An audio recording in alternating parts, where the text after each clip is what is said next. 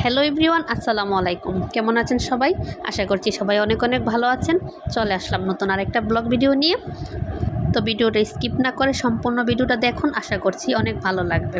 তো শুক্রবার সারাদিন কী করলাম, আমার ননাসে হবিগঞ্জ থেকে ব্রাহ্মণবাড়িয়া সকাল সকাল কিছু পিঠা পাঠিয়ে দিল। তো আমরা সবাই মিলে পিঠাগুলি খাচ্ছিলাম, পুলি পিঠা। তো অনেক মজা ছিল, আপুকে অনেক ধন্যবাদ। আর সাথে দিয়েছিল এই পিঠাগুলি। তো আমি দুপুরে রান্না শুরু করে দিলাম। বেগুন দিয়ে শুটকির তরকারি, করলা ভাজি, আর করব গরু মাংসের কালা বোনা। তো আমি কখনো গরু মাংসের কালা বোনা রান্না করি নাই, আজকেই প্রথম।